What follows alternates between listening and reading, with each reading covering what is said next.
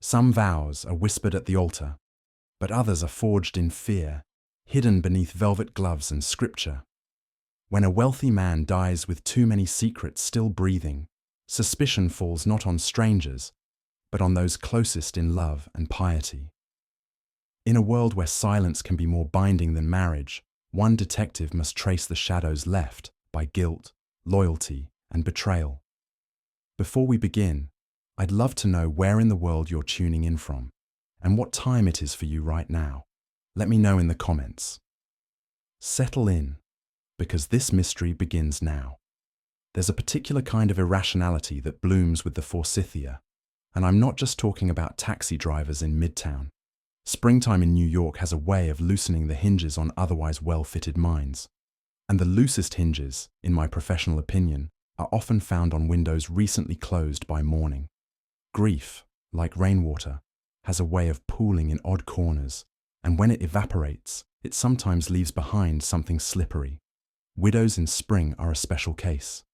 They move through the world with a kind of curated fragility, draped in tasteful black, and bracketed by just enough tragedy to elevate them above scandal, but not so much that they can't take another swing at happiness. When they start planning weddings before the lilies from the funeral have wilted, you can bet your last nickel it won't be a quiet affair. That particular morning, the sun was being generous for once, and I was considering a second cup of coffee when I heard the front door open with the kind of decisiveness you don't associate with mourning. I had no name and no appointment on the calendar, but by the sound of her heels on the tile, I knew one thing. She wasn't here to grieve. She came in dressed for sorrow and scented for seduction. Black crepe, pearls at the throat, gloves the colour of old ivory. The kind of widow who keeps a hairdresser on retainer and a banker on speed dial. Her face was composed, but it had the look of someone who'd practiced that composure in mirrors. When I rose from my desk, she gave me the once-over, cool, efficient, and not entirely without approval. "I need to speak to Mr. Wolfe," she said. No tremor in the voice, no social preamble. Business first. "You and the rest of New York," I said pleasantly. "He's currently communing with his orchids. What name shall I put on your banner of urgency?" "Valerie Garrison." She said it like a headline, the kind in 12-point font. I believe Mr. Wolfe may recall my husband, Charles Garrison. Even I had heard of Garrison, publishing magnate, patron of literary causes, and the kind of man who died in large font. Cardiac arrest at 59, 6 weeks prior. A photograph of the widow had made the society pages, but she looked better in person, colder, more intentional. I buzzed Wolfe, not because I thought he'd want to see her, but because if I didn't, he'd accuse me later of editorial judgment. When he barked his refusal, she didn't flinch. "I didn't come about Charles," she said. "It's about the man I'm planning to marry next." That got my attention, and through the floorboards, I suspected, Wolfe's too. There's a peculiar tension in the phrase, planning to marry next, particularly when it comes from someone who just cashed in a considerable estate. I gestured toward the red armchair, and she settled into it like she'd practiced the posture. Regal distress, second act complications. "I'm engaged to Howard Delmere," she said, "and someone doesn't approve." "Family?" I asked. "I have none," she replied, "and neither does he. We are unencumbered by kin, but we are apparently not unencumbered by threats." That's when she reached into the elegant clutch beside her and produced a folded piece of paper. She didn't hand it to me immediately. First, she looked at it, and I swear her eyes flickered not with fear, but with calculation. "Mr. Wolfe may not believe this is serious," she said, "but I do. I think someone means to stop this marriage, not with whispers, with violence." I took the paper from her gloved hand. It was typed, not handwritten, on smooth, anonymous stock. No envelope, no signature. The message was simple and theatrical. "The second vow will kill you both." I raised an eyebrow. "That's it?" She nodded. "No date, no name, Just that. It was left in my mailbox 2 days ago. No postage. I didn't say what I was thinking, which was that this sort of note usually belongs in a bad melodrama or an over-ambitious novel manuscript. Still, there was a chill in the simplicity of it, and the way she held herself when she said it. Not afraid, not performative, just watchful. I excused myself and made the uphill journey to the plant rooms. Wolfe was, as predicted, elbow deep in cymbidiums and not thrilled to be disturbed. But when I recited the note aloud, he paused, not at the content, but at the phrasing. Hyperbole, he said, the language of the desperate or the delusional. Either way, not worth abandoning my orchids for. And with that, he turned his back and resumed his pruning. Back in the office, I relayed Wolfe's verdict, and Valerie absorbed it with a smile that didn't reach her eyes. She returned the note to her purse, like it was an old invitation she hadn't decided on. Mr. Wolfe, she said evenly, has the luxury of disbelief. I don't. I offered her coffee. She declined. She didn't fidget, didn't plead. Just sat there like she had all the time in the world and none of it to waste on panic. When Wolfe finally came downstairs, 20 minutes later, showered, suited, and brimming with skepticism, he didn't shake her hand. He rarely does. He settled behind his desk and fixed her with the kind of stare usually reserved for ill-positioned art. I am not a preventative, he said. I do not traffic in warnings, vague threats, or atmospheric disturbances. If your fiancé has a legitimate reason to believe himself in danger, he should contact the police. If you prefer a private avenue, I recommend a gun and a sensible lawyer. She didn't blink. And if I'm right, if someone's already planning something, Wolfe folded his hands. Then I suggest you pray for either their incompetence or your own good fortune. I do not take cases on the strength of melodrama. She rose slowly, not insulted, not discouraged, just thoughtful. But as she turned to leave, something caught, not on her sleeve but in her expression. A small ripple in the mask. Not fear, not grief. Something quieter, sharper. The shadow of withheld knowledge. I saw it, and I'd bet Wolfe saw it too. A glance too slow, a pause too precise, as though she'd rehearsed everything, except that one moment. I understand, she said at the door. Good day, Mr. Wolfe. Mr. Goodwin. Wolfe merely inclined his head.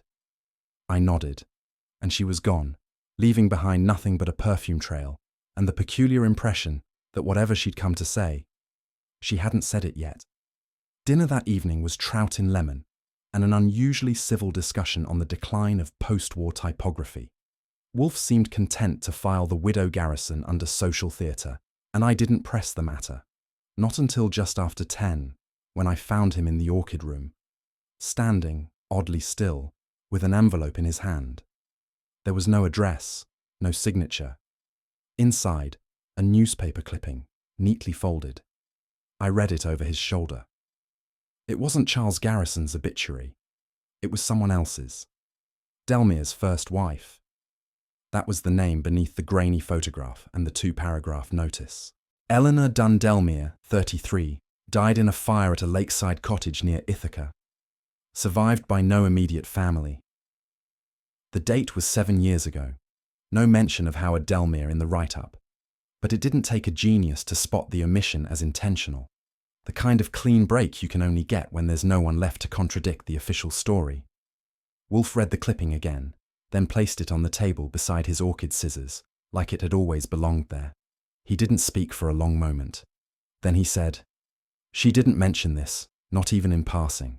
"She didn't," I agreed, "but someone wanted us to know." He looked at me, not with surprise, but with quiet satisfaction. Something had shifted. The air had thickened. We weren't just dealing with a nervous widow anymore. We were in it now, and someone, somewhere, had just opened the first real door. The last time I tried to sell a magazine subscription door to door, Truman was still in office, and my shoes hadn't yet met the sting of French polish. It's not a routine I'm proud of, but it's one that still works when you want to get into a place without ringing any bells, literal or metaphorical. Howard Delmere lived in a midtown co-op where the doorman had better posture than most military cadets, and the hallways smelled faintly of discretion. I gave my name as Gerald Wyatt and offered a portfolio of glossy periodicals that had allegedly won awards for their journalism, illustration, and moral fortitude. Delmere wasn't on any subscriber list, but he let me in with a smile that told me he was flattered by the intrusion. He had that smooth, buffed quality of men who think good manners and a good jawline are the same thing. His handshake was firm but uncurious, his eyes pale and deliberate. "What are you offering?" he asked, already amused. "Perspective," I said. 12 issues at a time. He let me into his apartment without hesitation. That was mistake number 1. Mistake number 2 was thinking I was here to sell anything. I wasn't. I was here to study the merchandise he'd already sold, namely, himself. Delmere's apartment was everything a man in his position should have. Tastefully furnished, underdecorated, and expensive in ways that don't show up on receipts. There was a single painting on the wall, too abstract to be sentimental, and a bookshelf lined with volumes that had clearly never been opened. The place had the aroma of lemon oil and rehearsed civility. He gestured to a chair I didn't take. Instead, I asked about his reading preferences. That gave him an opening to talk, which he did with the kind of airy confidence people develop when they've spent most of their adult life being forgiven for things. "I'm more of a conversation man than a magazine man," he said. "Print can be so impersonal." "That's the idea," I said. "Some folks prefer their facts pre-sifted." Delmere chuckled. "What kind of magazines are these? Political, artistic, or the sort you keep under the mattress?" I gave him the sales pitch, not because he needed to hear it, but because I needed to hear him listen. Every time I steered the conversation toward Valerie, he gracefully veered it back toward abstractions. Love, fate, renewal. He was slick, all right. Too slick. If there was anything underneath the shine, he didn't want me seeing it. But even the best polished surface can't help reflecting a little truth. He claimed to have grown up in Connecticut, which was safe and vague, but now and then, a vowel dropped with a little too much flatness. Midwestern, maybe. His phrasing, when careless, had the rhythm of someone who'd learned social fluency the hard way. Not born into it, trained into it. His resume, recited with the practiced rhythm of someone who'd done this before, skipped years like a scratched record. A stint in publishing that ended abruptly. Some consultancy work, abroad. Nothing to hold still. Nothing to check. I asked about family, which he dismissed with a melancholic shrug. All gone now, no one left but the memory. That was neat. A little too neat. I smiled, nodded, and jotted down exactly nothing, which was what I'd gotten. If Valerie Garrison was looking for a man without roots, she'd found him. The question was whether she'd done it knowingly or just taken the brochure at face value. Because Howard Delmere had been very carefully printed, on high-quality paper with the footnotes left out. Back at the brownstone, I gave Wolfe my full report over lunch. Poached sea bass with a side of Fritz's celery soufflé. I told him what Delmere said, what he didn't say, and how good he was at not saying it. Valerie returned that afternoon, unannounced. Wolfe had no intention of seeing her, but she made it as far as the office on the strength of a surname and a scent that clung to the air like expensive doubt. She sat down as if it were her house and said she knew all about Howard's past.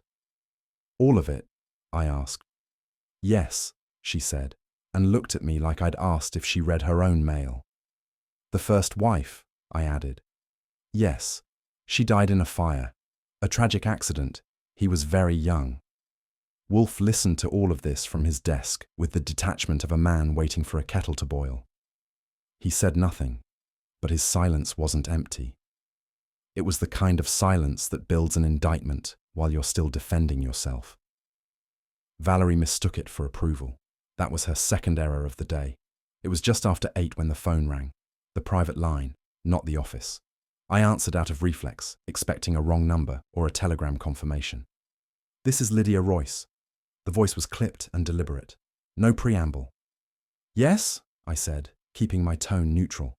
"I worked for Valerie Garrison for 8 years. I know why she came to Mr. Wolfe, and it wasn't what she said." That sharpened my attention. "Go on." "I can't. Not now. Just tell him I called. Tell him I'll be in touch." The line went dead before I could frame a second question. I stared at the receiver for a moment longer than necessary. It had the feel of a match being struck in a dark room. Enough to see the outline of something, but not enough to name it. Wolfe didn't ask. He was deep in a book and deeper in beer. I logged the name in my notebook and made a mental note to follow up, which, in our line of work, is usually code for "don't wait too long." Wolfe, reading from a thick volume on Frederick the Great that had been misrepresented in both title and substance, glanced up at the mention of Lydia Royce's name only once, then returned to his book as if nothing had been said. "She did not say what she knew," I observed, standing by the globe with no particular interest in geography. "Then she knows little," Wolfe replied. "People who possess knowledge rarely withhold it at the point of initial contact, unless they have leverage, fear, or a poor sense of timing, often all three." I got the sense she was scared. "Then let her be. We are not in the business of curing nerves." He turned a page with audible dissatisfaction. "That woman's prose is grotesque. If she had limited herself to facts, I might forgive the bias. You're not interested in why Valerie lied. I am not interested in shadows pretending to be substance. When Miss Royce has something to say, she will say it, or someone will say it for her, eventually." There was an edge in his voice. Slight, but there. Which meant, under the shell of dismissal, Wolfe was listening. The call came in just after midnight. I was in my room, halfway through a mediocre detective novel, when Fritz knocked, grave and silent. Kramer's voice on the line was short on courtesy, long on implication. "You know a Lydia Royce?" "Yes," I said. "Barely." "She's dead." The words came like a curtain falling, fast, final, and obscuring. "Found in her apartment an hour ago," he went on. "Throat cut, door locked from the inside. No signs of struggle, no weapon found, no note. You want to tell me why she called you last night?" "She didn't," I said. He grunted. "Don't insult me. You were on her list. Now you're on mine." He hung up. I relayed the facts to Wolfe, who sat up straighter than he had in 2 hours. "A locked door," he muttered. "A woman silenced, and no instrument left behind." He looked at me, and for a moment the lines of weariness vanished from his face. "We are no longer dealing in sentiment, Archie. We are dealing in certainty. Someone is maneuvering, and doing it well." The phone rang at 2:14 a.m. I know because I checked. There's a certain tone the phone takes on at that hour, less mechanical, more accusatory. And when I picked it up, I expected one of the usual suspects. A misdialed drunk, a reporter fishing for something Wolfe wouldn't give, or the kind of client who confuses insomnia with urgency. Instead, it was Inspector Kramer, and he sounded about as cheerful as a man with a toothache and a leaking roof. "Goodwin," he said, short and sharp. "Don't ask questions. Just get dressed and get to 73 Riverside Drive, apartment 6B. "Why the invitation?" I asked. "Is the coffee better uptown?" "You knew her," he snapped. "Royce, Lydia, the secretary, found dead half an hour ago." My spine did something unpleasant. "I'm not calling you as a suspect," he added, "though give me time. You're on her call log from last night." "Because she called me," I said. "She didn't say much." "She won't now either. Just get over here." He hung up. 15 minutes later, I was on my way. I left a note for Wolfe, though I suspected he was already awake. Murder has a peculiar habit of keeping his internal clocks wound. The building was mid-tier luxury, the kind of place where the hallways are silent and the wallpaper smells faintly of damp wealth. Apartment 6B had 3 uniforms in the hall, 1 plainclothes inside, and a ring of quiet tension that didn't need yellow tape to be real. Lydia Royce lay sprawled near her writing desk, throat cut with such precision that even Kramer's bulldog instincts couldn't quite believe it. There was no sign of a struggle, no bruising on the wrists, no toppled chair, not even a smear on the polished hardwood floor. Just her, pale and bloodless, with her eyes still open, surprised but not afraid. The front door had been bolted from the inside, windows locked, no fire escape access, bathroom untouched, kitchen pristine, no prints, no weapon. It had the trappings of a mystery novel, except mystery novels usually offer clues. She was killed with surgical calm, said one of the detectives, tapping his pencil against a notepad like it might inspire clarity. But why lock the door? Kramer scowled. Because either she did it to herself, and I don't buy that, or someone wanted to prove something, or delay discovery. I didn't speak. I walked the room slowly, watching how the shadows fell, how the drawers sat, how the paperweights aligned. There was something off, something too neat. The silence didn't feel accidental. Kramer, in full-sleeved fury, was pacing like a man in search of a target. He gestured toward the desk, then the door, then the body. A triangle of irritation. She was a secretary, not a spy, he said. No enemies, no ex-lovers, no debts. She was organized, dull and punctual. If she had skeletons, they were alphabetized. Then why the knife? I asked. We don't know that it was a knife. Could have been a razor, something thin. Maybe suicide. Maybe a burglary gone weird. Burglars don't usually lock the door behind them, or leave everything in place. He grunted. Maybe she caught someone, panicked, got killed. Or maybe she wanted attention. If she wanted attention, I said, she could have worn red. That got a glare but no retort. I bent by the desk drawer. The top one, slightly ajar. The rest were flush. Mind if I... He waved me off. Inside, empty folders, neatly labelled, mostly blank. One corner looked like it had been pried. Something had been here, and now it wasn't. It didn't feel like suicide. It felt like subtraction, and I had a hunch Wolfe would agree. I've never been one to ignore furniture. It rarely lies. People can tilt their heads, adjust their tones, and revise their histories. But a desk drawer, once forced, stays forced. Lydia Royce's writing desk was an elegant piece, dark wood, polished, and meant to intimidate clutter. One of the drawers, the second from the top, had been pried open crudely. The brass lock splintered like a snapped promise. Kramer had seen it, of course, but dismissed it as the burglar's unfinished business. I knelt to examine the contents. Not much. A few stationery envelopes, a broken mechanical pencil, and a single sheet of paper. Out of place. Not crumpled, but left. Not placed, not filed. Left. I picked it up with care. It was typed. A single line. The vow was never broken. That's the lie. I read it twice, then once more to be sure I wasn't hallucinating from lack of sleep.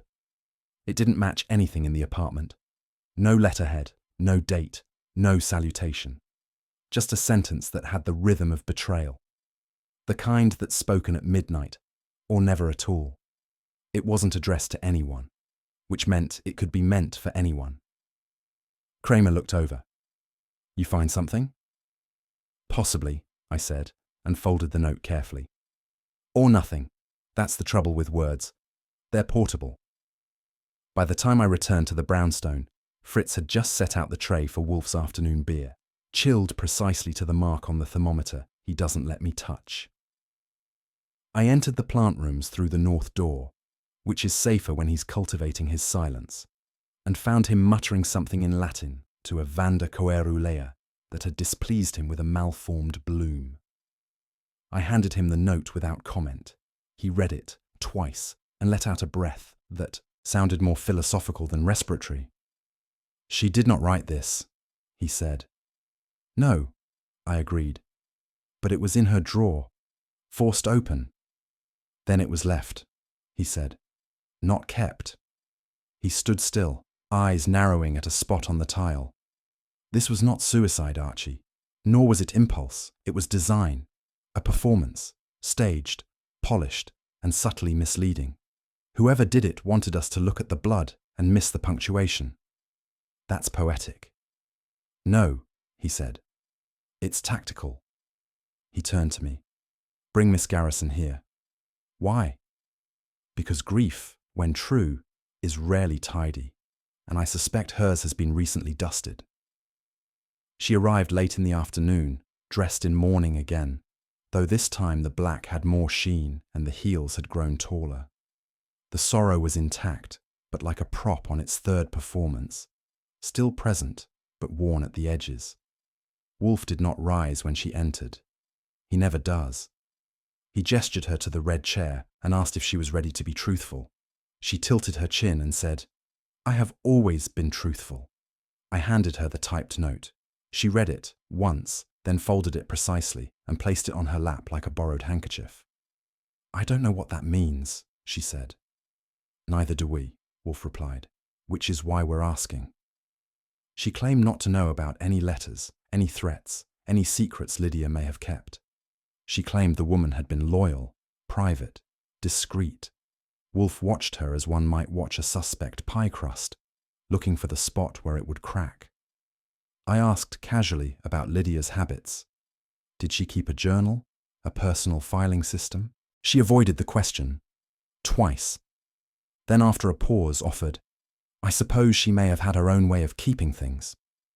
Wolfe nodded, slowly. She had told the truth, yes, but not the whole truth, and the gap between them was beginning to show. Wolfe doesn't like timelines. He finds them crude, too reliant on assumption and not enough on motive. But when he asks for one, it means the arithmetic has started. He summoned Saul Panzer with an urgency that didn't show on his face, but did register in the tone. I want everything you can find on Charles Garrison's final week, Wolfe said. Hospitals, doctors, associates, and the Reverend. Cuthbert, I asked. Wolfe nodded. He performed the service, and apparently much else. Saul, being Saul, didn't ask why. He just took the assignment and disappeared with a level of quiet efficiency that makes ghost stories look clumsy. Wolfe turned back to his orchids, but he wasn't seeing them. His eyes were elsewhere, scanning some invisible text that hadn't yet been written. Charles Garrison died of a heart attack, I said. Officially. Official causes, Wolfe muttered, are often the least accurate, especially when accompanied by ceremony. He didn't elaborate. He didn't need to. Saul returned just after sundown, smelling faintly of cab smoke and bearing 3 pages of tight notes and one expression of mild distaste. He handed Wolfe the results without editorializing, but I got the summary. Charles Garrison had indeed suffered from a heart condition, mild, stable, monitored. What stood out was not the death, but the day before it. A loud argument overheard by the building's concierge. Garrison had shouted at Reverend Alvin Cuthbert, and the Reverend had shouted back. The topic, allegedly, was betrayal, or forgiveness, possibly both. Wolfe read the notes without comment until he reached the final line. Then he looked up. No one has seen Cuthbert since the funeral, he asked. Not a soul, Saul said. Phone disconnected? Apartment cleared out. Neighbours think he went to visit family. But there's no family. Wolfe steepled his fingers. Then we have a man who gave a sermon, buried a benefactor, and vanished. He left no forwarding address, I added. No, Wolfe murmured. But perhaps soon, he'll leave a trail. Wolfe isn't prone to confessing uncertainty, at least not in words that ordinary mortals would recognize as such. But there's a particular tone his silence takes when it begins to curdle. Dense, brooding, and more eloquent than half the orators in Albany. That morning, he was in the plant rooms, tending to his oncidiums with the reverence of a man brushing lint from scripture. A stein of beer sat beside him, untouched, and an unlit cigar lay across the bench like a symbol waiting for a ceremony. I stood there long enough for propriety to justify a cough. "I do not like the taste of this," he said finally, without turning. I nodded, though he couldn't see it. "There is a design," he continued. "Not of madness, but of strategy. Someone is orchestrating perception. That narrows it down to everyone in New York," I said. He grunted. "No, this is precise. Someone wants us to believe we're looking at a frightened woman. We are not." I leaned against the frame. "You think she's lying?" "I think she's maneuvering." The air in the room grew colder by a few moral degrees. Wolfe lifted the cigar and examined it like it might have an answer. "And I am not fond," he muttered, "of being maneuvered.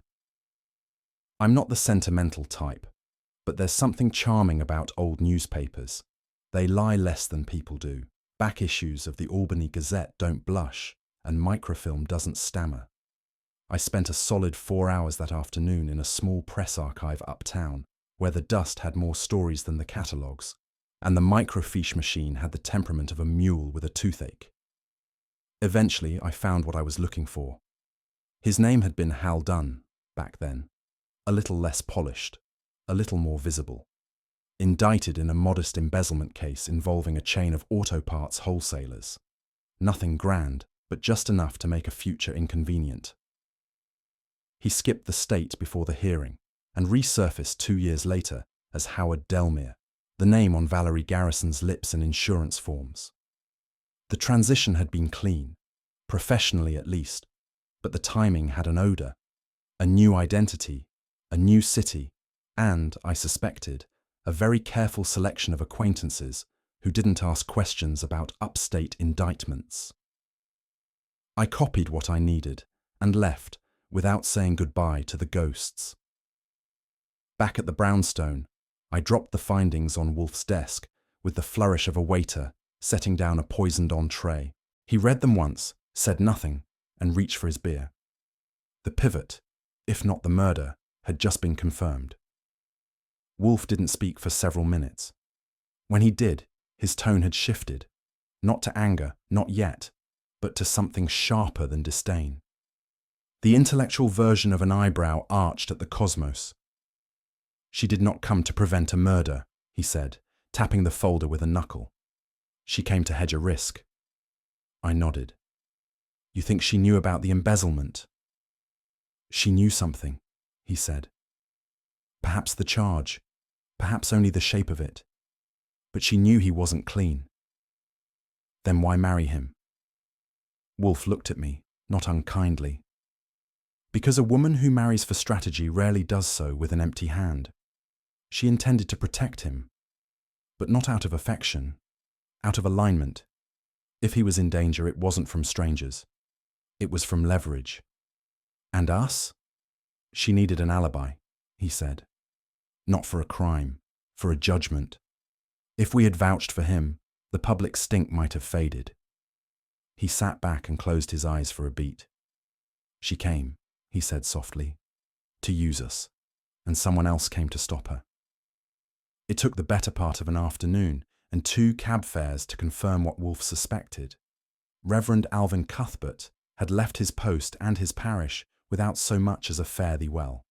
His apartment, a modest 3rd-floor walk-up on West 82nd, was vacant in that particular way that suggests more than a change of lease. It had been stripped, not by cleaners, but by the hands of someone in a hurry.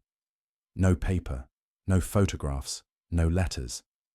Not even a mismatched sock in the laundry hamper. I flashed my credentials at the landlady, who looked like she could recite the Book of Leviticus while knitting a sweater. "He left 4 days ago," she told me. "Said he was visiting family in Connecticut." "Did he have family?" She sniffed. "Everyone has family. Somewhere." She was wrong, of course. Some people leave theirs behind on purpose. I gave her a 5 for her trouble, which earned me a shrug, and went back inside for one more look. There, in the corner of the trash bin, was the only thing he hadn't removed: a single orchid bloom, half-wilted but unmistakably not part of the local flora. Which meant Reverend Cuthbert hadn't packed everything after all.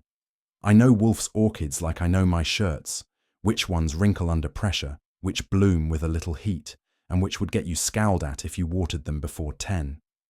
The bloom I found in Cuthbert's trash wasn't just rare, it was personal.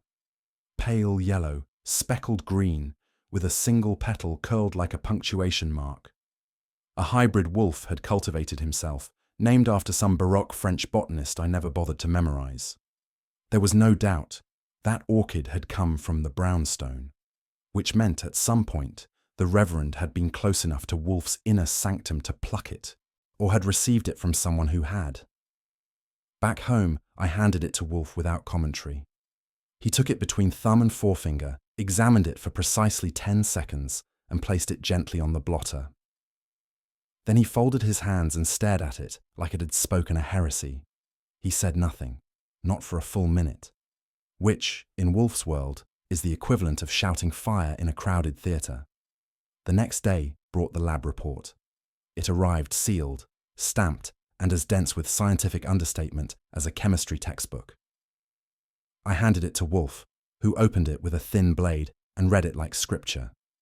His lips compressed by the second paragraph. He passed it across the desk. The orchid's petals, all 5, had been laced with a compound derivative of arsenic, refined and measured with such surgical restraint that even the trace levels gave the technicians pause. The type of arsenic wasn't industrial or agricultural. It was culinary, the kind used in trace quantities in certain ancient sources, rare, expensive, and, in the wrong concentration, fatal. Fritz, of course, was summoned. He stood in the doorway with his usual civility and a faint vertical line between his brows. "I've never touched this outside your Szechuan reduction," he said quietly. Wolfe nodded. "And how often have we served that?" "Twice," Fritz replied. "Both times for private guests." Wolfe tapped a finger on the blotter. "The last occasion?" Fritz hesitated. 3 weeks ago, the night Mrs. Garrison dined here, with the Reverend." Wolfe closed his eyes. Of course. He reached for the orchid again, held it delicately. "Fragrance," he murmured, "is sometimes the last kindness. In this case, the first warning." The last time Wolfe lost his temper, a sous chef from Burgundy had implied that thyme and tarragon were interchangeable. That incident ended with an overturned casserole and 2 weeks of strained dinners. But this was worse. He stood, not with dignity, but with vehemence, and jabbed a thick forefinger at the crumpled lab report I'd just delivered. His lips compressed into a line that looked surgical. "That," he spat, "is desecration." "Technically," I said, "it's poisoning."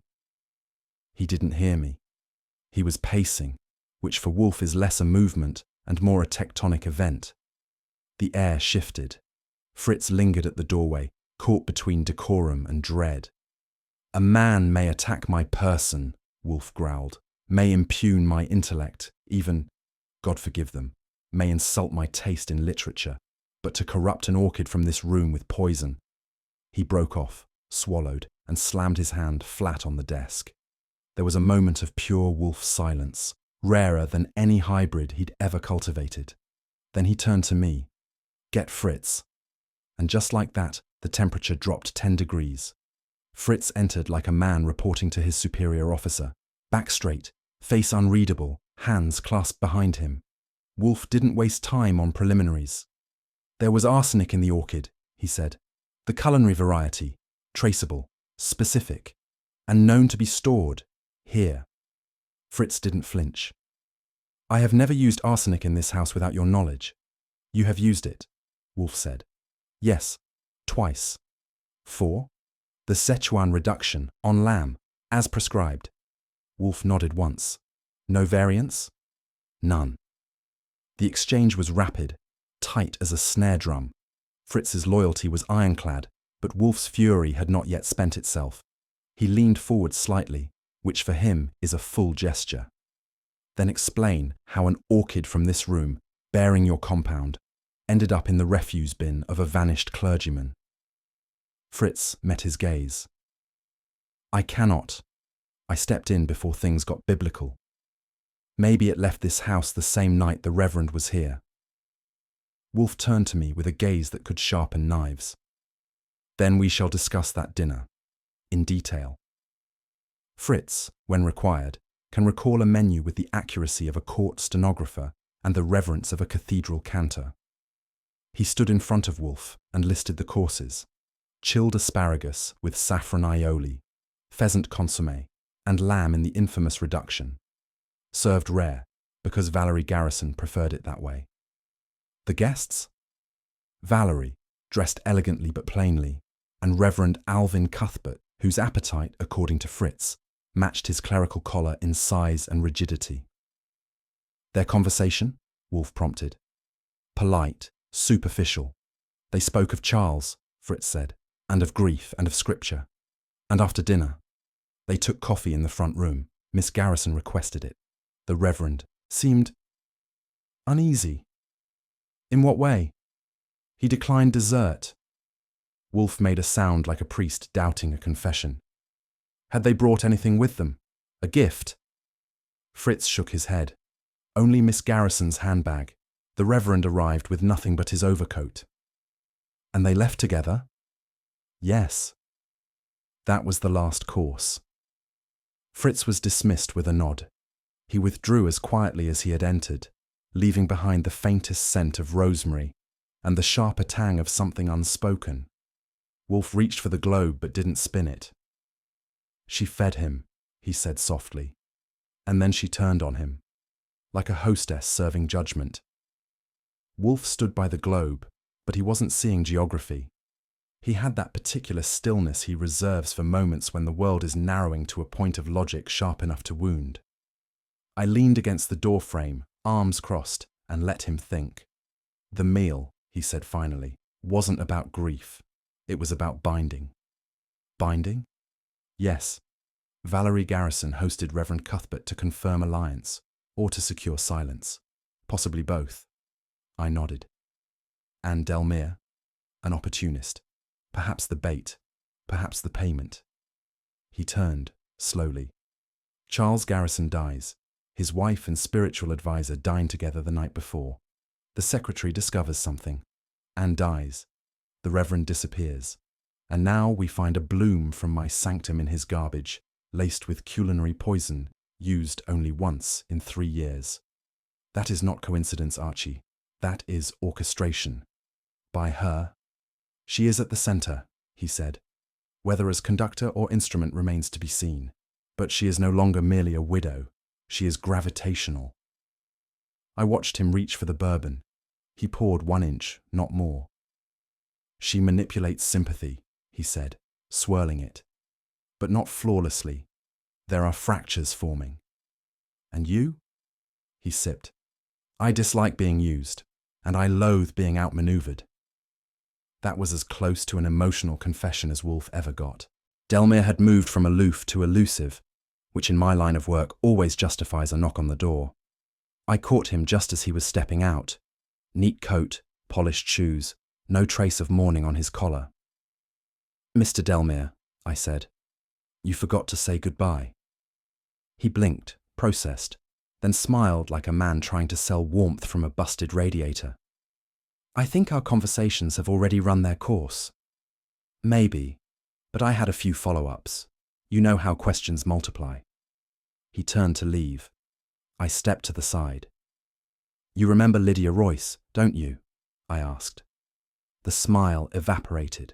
His hand twitched, then curled. The punch came quick, clean, and undeserved, if not entirely unexpected. It hit my jaw just above the angle, and I saw a quick constellation of very personal stars.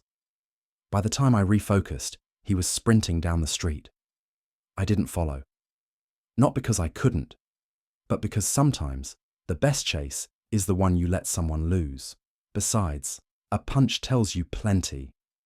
When I returned to the brownstone, jaw tender and pride intact, Wolfe was in the office, arms folded behind his back like a man ready to address the court. He didn't ask how I'd fared. He rarely does when the bruise speaks first. Delmere struck you, he said. I nodded. And ran. That's confirmation. Of what? That we are in it. I sat down. So we're taking the case? He nodded once. We are. Not because we were hired. We weren't. Not because there is money. There isn't.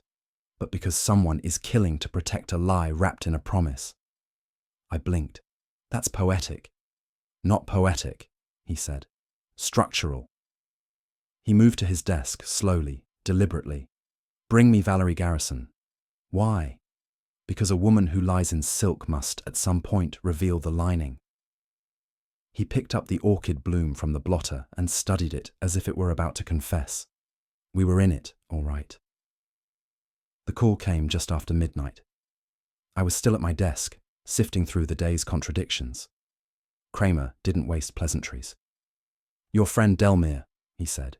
We fished him out of a river inlet near Queens. My spine straightened. Alive? No. Wrists slashed. Pockets empty. No ID. Suicide. A pause. He bled out, but not like a man trying to vanish, like a man trying to prove something. I scribbled notes. Wolfe, in his chair, sipped beer like it was tonic. He listened as I relayed the facts, then closed his eyes and muttered something in French that probably wouldn't have passed the censors. Someone wanted him silenced, he said, and wanted us to think he did it himself. Kramer, still on the line, growled. Tell Wolfe he's not as smart as he thinks. I passed the message. Wolfe smiled faintly. He is not as wrong as he sounds. I hung up. The Current had claimed Howard Delmere, but the question now wasn't who killed him. It was who expected us to stop asking. It's a curious trick of New York journalism that the more tears a woman sheds, the more ink she gets, provided, of course, the tears are photogenic. And if she doesn't shed them, all the better. Then the photographers can speculate. And speculation sells more than sympathy. By breakfast, Howard Delmere's watery end had made the rounds. Most of the headlines took the same line. From wealth to water. Delmere's final investment. Or, in the more creatively morbid dailies, baptized in silence. The one paper that ran with The Widow Weeps Again had at least earned points for speed. Valerie Royce Garrison, née widow once and nearly a wife twice, had acquired her second headline grief in just under a fortnight. That sort of velocity tends to attract editorial attention, especially when the lady in question manages to look both bereft and composed in equal measure. I'd never been convinced of Valerie's grief, not the first time, and certainly not this. She knew how to present pain as though it came with a ribbon. When I stopped by the Royce residence to deliver a message from Wolfe, the doorman informed me the press had already formed a makeshift picket line across the street, and Mrs. Garrison had retreated upstairs like a shellfish closing under pressure. Reporters, it seemed, had developed a taste for her brand of mourning. By the time I returned to West 35th Street, Wolfe had already read the clippings and made a noise that, in another man, might have been a grunt. In him, it was a verdict. Inspector Kramer arrived mid-morning with the subtlety of a brass band breaking into a library. His complexion had taken on that ripened cherry hue, which usually meant he was prepared to either arrest someone or accuse Wolfe of something worse. "You're deliberately impeding a police investigation," he said, wasting no time on pleasantries. "You had knowledge of Delmere's movements. You didn't share it. That's obstruction, Wolfe." Wolfe didn't rise. Of course not. He lifted one hand slowly, like summoning the ghost of Cicero. "Pfui," he said. "Mr. Delmere's demise was an eventuality, not a certainty. You speak of knowledge. What I had was inference. As always, you confuse the two." Kramer leaned in. "A man turns up dead hours after your assistant riles him into throwing a punch. You sit here like a stuffed emperor and call it inference." "I sit," Wolfe replied, "because standing is no help to the dead or the dull. You may direct your spleen to the papers. You'll find better traction there." He wasn't wrong. By lunch, the Gazette had already picked up Kramer's comments and plastered them across an editorial sidebar. Wolfe's reply came the next morning, cool as granite. A letter to the editor, 2 columns wide, that quoted Goethe, something about man's character revealing itself under pressure, and ended with a Latin footnote I had to look up. Translated, it meant, "The law is not obliged to kneel to haste." I told Wolfe it would make him sound aloof. He replied, "That is preferable to sounding illiterate." Wolfe, in his usual method of nudging, didn't actually say, "Follow the money." He just looked at the case folder, then at me, and then back at the folder. The implication was clear. I had legs, the case didn't, and that was a mismatch worth correcting. So I trotted over to the offices of Bernard & Janssen Mutual, the life insurance firm that had handled Delmere's affairs. It took only the hint of legal complications, and Wolfe's name delivered with the right amount of bass, to persuade their records man to show me the policy. It was fresh, less than 6 weeks old.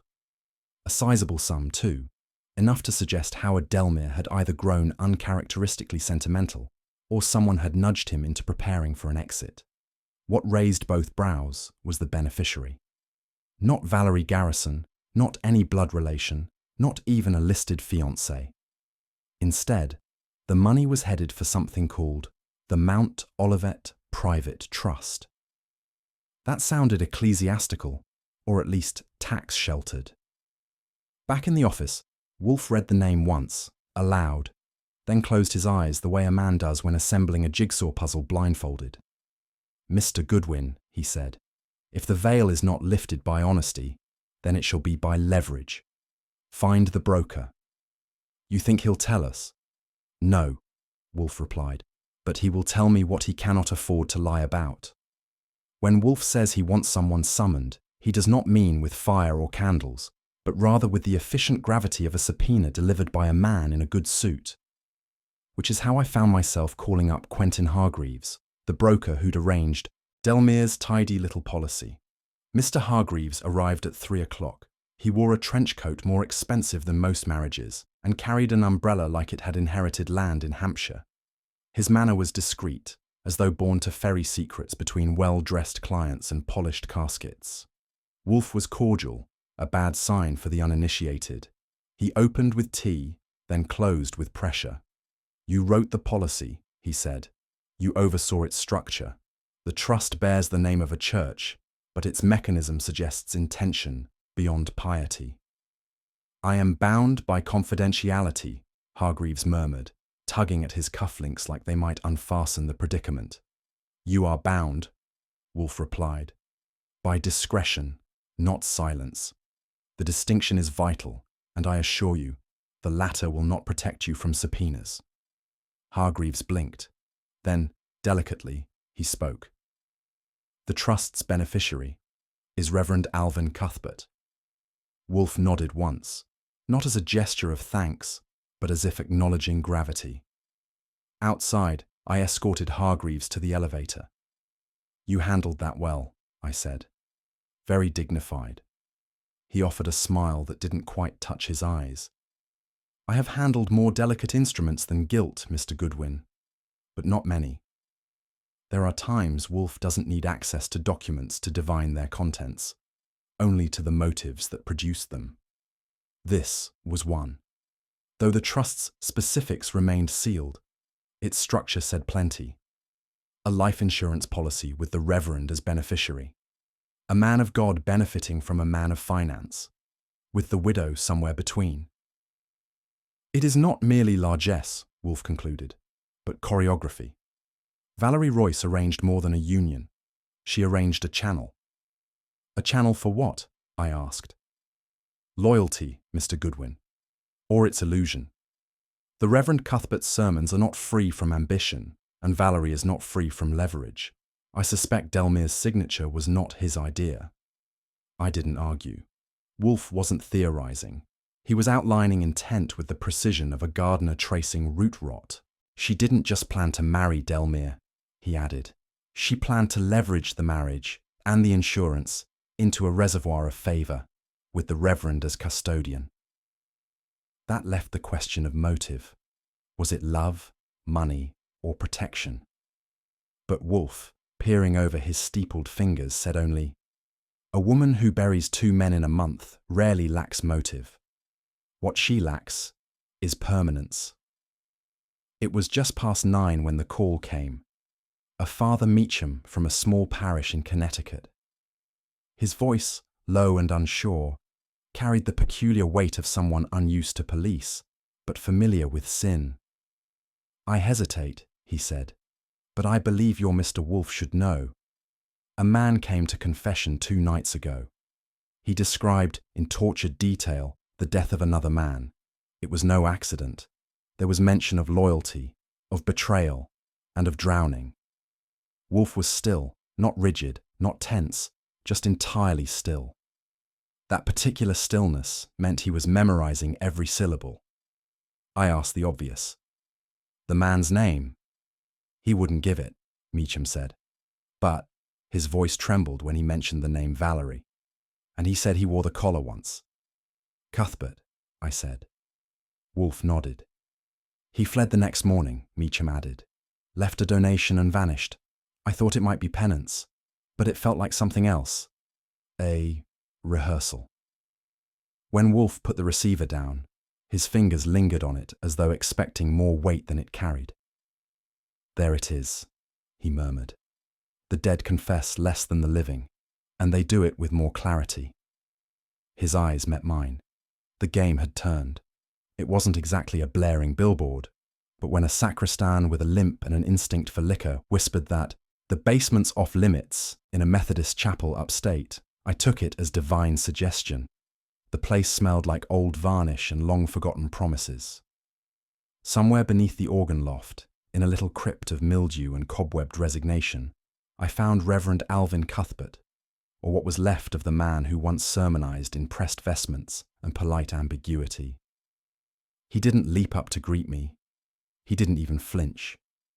Just sat on a folding chair next to a broken baptismal font, staring at his shoes, like they might give him a better answer than I could. His hair had gone to the wind, and his collar was missing entirely, which I took as a statement of either resignation or strategy. His eyes, red-rimmed and clinging to the corners of the floor, told me he hadn't slept well in weeks. "You came," he said hoarsely, like it had been a bet with himself. "I wasn't sure he'd send you." "He didn't," I replied. "Wolfe doesn't traffic in lost souls, but he'll take a misplaced one if it's tied to a murder." The Reverend exhaled, long, hollow, and covered his mouth with both hands. Whether it was prayer or shame, I didn't ask, not yet. He didn't need coaxing. He needed gravity. And in the moment that followed, the cellar, the dust, and his guilt began to unspool like threads from a robe far too expensive for the man who once wore it. Cuthbert's words came slowly, as if he were bargaining with his own mouth to let them out. When they did, they carried the timbre of a man not repenting, but surrendering. "She replaced the pills," he said flatly. "I watched her do it, the blue ones for the ivory. Identical in shape, but not in intention." He wiped his forehead with a handkerchief that might have once belonged to a better man. "She told me it was necessary, that Howard was unstable, that God would forgive her because he knew what she was protecting." "Protecting herself?" I asked. He didn't answer, just let his silence crawl into the corners. "She said it would be painless," he continued, "that I need only be there, offer a verse, and place it in his tea. She brewed it herself, told me it was chamomile. It wasn't." "And you did it," I said. He nodded once. "I thought I was helping her. I thought I was ending something mercifully." I held back comment. It wasn't the time for moral clarity, not when the edges were still frayed. "He knew," Cuthbert added suddenly. "Garrison had found out about her affair with Delmere. He was rewriting his will. She panicked. And you," I said, "became the hand that served the sentence."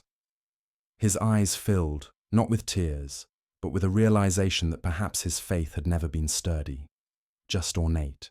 That was the thing about murder with meaning. It asked its accomplices to pretend their reasons were holy, but reasons, like pills, could be swapped. The dam, once cracked, didn't hold long. Cuthbert wasn't just telling the truth now.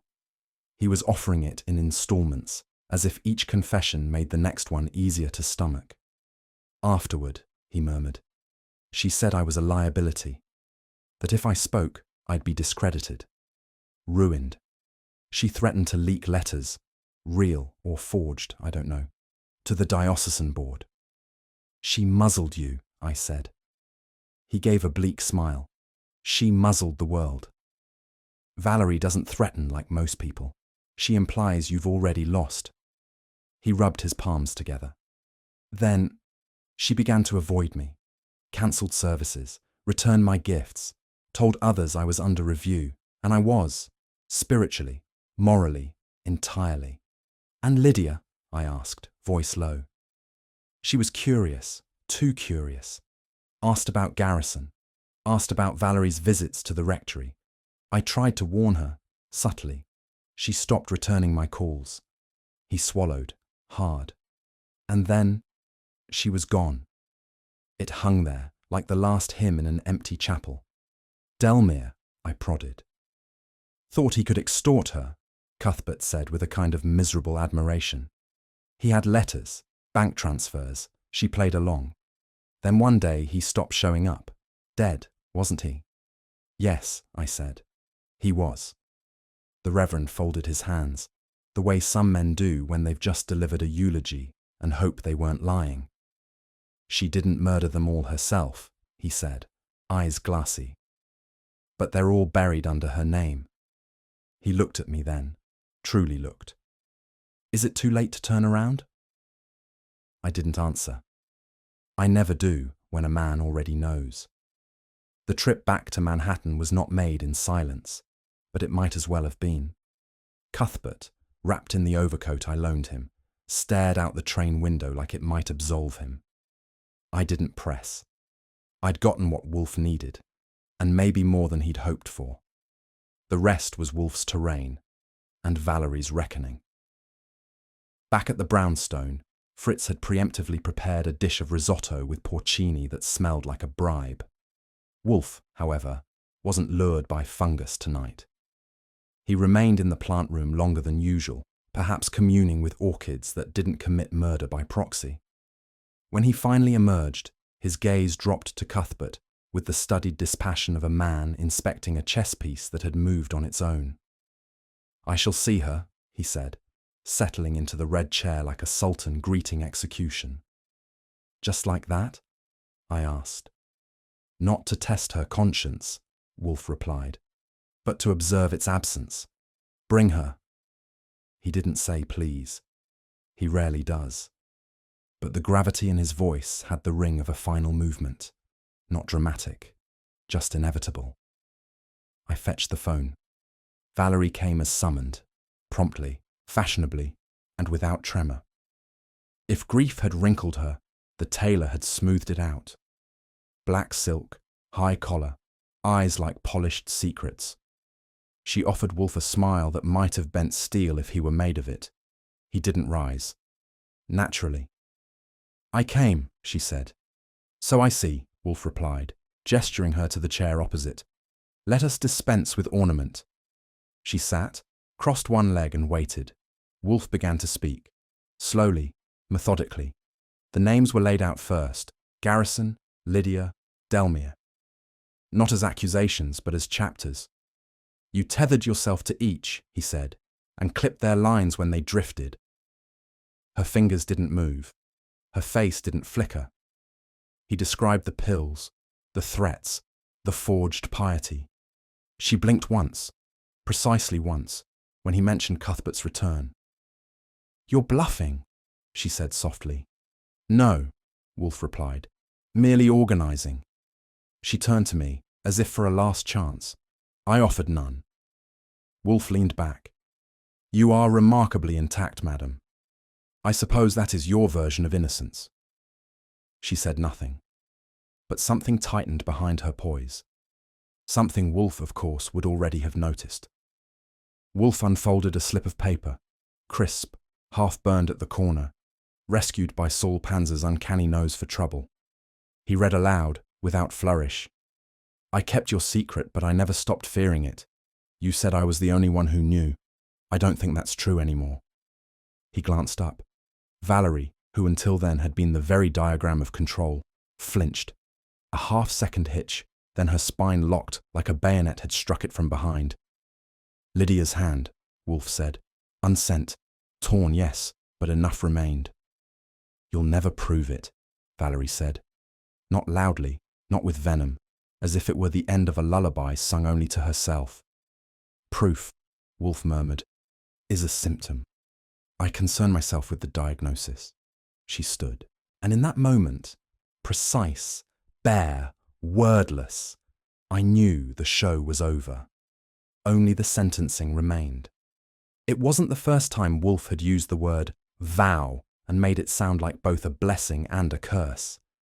He had eaten with less than usual gusto that afternoon, which, for Wolfe, was equivalent to donning sackcloth. When he finally summoned me to the office, the look in his eyes was neither pleased nor victorious. It was surgical.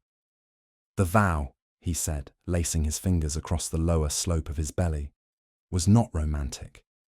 It was conspiratorial. Not a promise of unity, but a pact of silence, formed in the black wake of Charles Garrison's death. I tilted back in my chair and let him unfold it. Reverend Cuthbert, Wolfe continued, found himself bound not by scripture, but by Valerie's cunning. She orchestrated her husband's death with a pharmacist's precision and a dramatist's flair. He, the good reverend, delivered the benediction and the poisoned capsule. I nodded slowly. And she kept him quiet with guilt. Guilt, Mr. Goodwin, Wolfe said, is a superb silencer.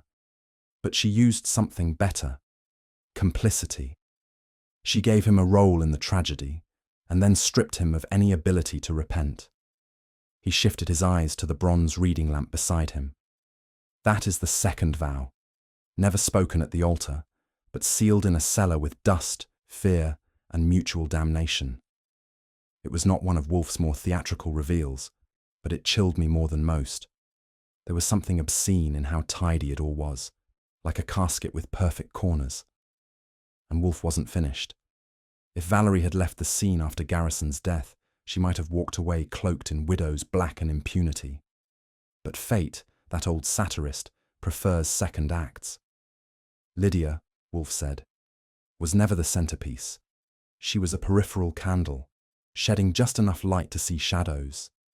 He leaned forward slightly, an act as rare as sincerity from a loan officer. She learned what Charles had intended, to strike Valerie from the will. That intention was fatal.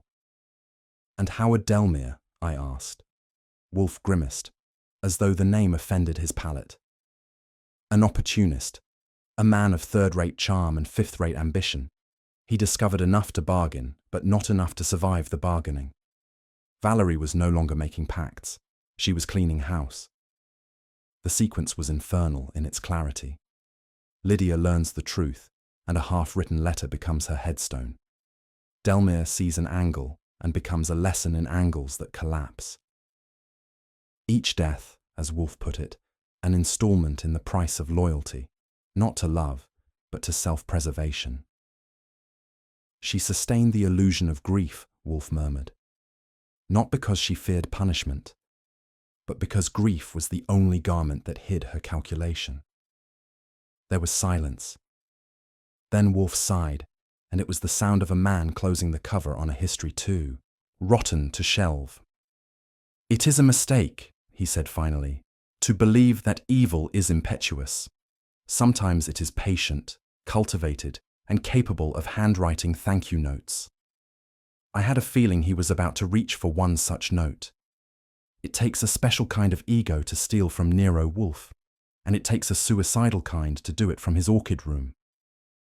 He reached into the top drawer of his desk, yes, the one no one touches but me and him, and removed a slim ivory envelope, monogrammed in gold with a design so ostentatious it could only have come from Wolfe's own personalized batch, the kind rarely used and never shared.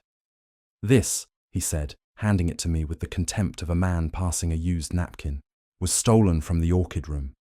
Its twin was delivered anonymously to Valerie, a threat, if you'll recall, that she claimed sent her into a tailspin of fear. I gave it a look. The cut was clean, the scent faintly orchidic.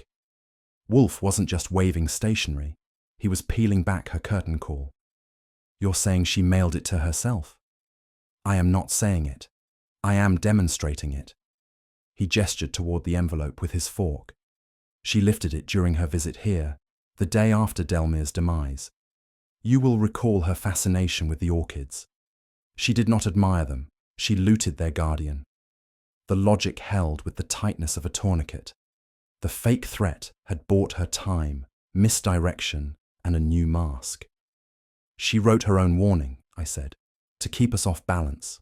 Indeed, a curious form of self-preservation, sending yourself a prophecy in a stolen envelope. And with that, he sat back. But his eyes didn't relax. They were waiting for the final guest to arrive. Kramer showed up that evening looking like a man who'd spent the day chewing gravel. His tie was crooked, his hair held grudges, and his temper had the elasticity of damp paper. He heard Wolfe out without interruption, which, coming from Inspector Kramer, was the equivalent of writing a thank you letter in cursive. When Wolfe laid down the last card, motive, method, and the monogrammed envelope, Kramer exhaled slowly, like a man resigned to the fact that gravity always wins. She won't confess, he said. You know that. Wolfe offered a curt nod. Confession is immaterial. Circumstance, however, is architecture. Build it well enough, and even the most defiant must inhabit it. Kramer looked at me. I gave a nod. The story was sound. It wasn't airtight, but it breathed justice. As Kramer left to make the arrest, Wolfe waved off my offer to fetch the post-case champagne. No, he said flatly. Justice, when tardy, is like soured cream. Best swallowed in silence. That, from a man who considered gastronomy the highest form of civilization, was no small verdict.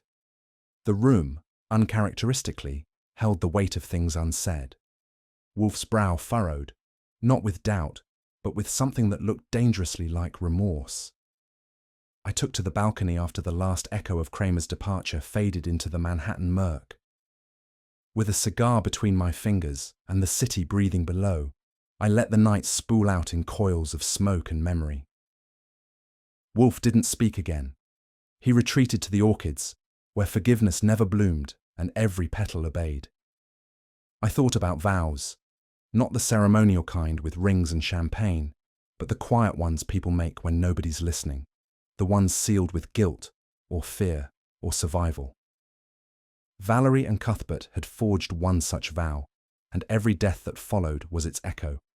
The day had begun to close when Fritz brought me an envelope.